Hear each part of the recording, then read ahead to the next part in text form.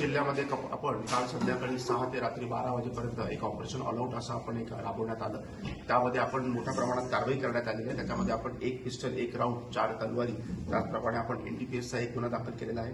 हातभट्टीवर आपण एकूण 38 ठिकाणी कारवाई केलेली आहे। ज्या ठिकाणी लोक ओपन स्पेसेसमध्ये दारू पितात, नदी किनारी दारू पितात, त्यांना देखील आपण पकडलेलं आहे। एकूण 11 जुगार केसेस आपण याच्यामध्ये पकडलेल्या आहेत। 2 जे पाहिजे असलेले आरोपी आहेत ते आपण याच्यामध्ये पकडलेले आहेत। 2 तडीपा त्यांची ऑर्डर पूर्वी काढली होती ते देखील आपल्याला हातीमध्ये आढळले, त्यांना देखील आपण पकडलेले आहे।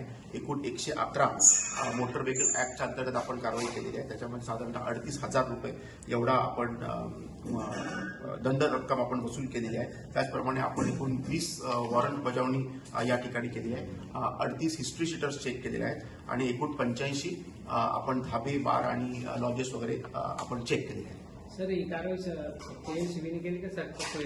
ही संपूर्ण जिल्ह्यामध्ये आपण राबवलेली आहे। याच्यामध्ये 17 पोलीस स्टेशन, एलसीबी, वाहतूक शाखा हे सर्वजण याच्यामध्ये सहभागी होते।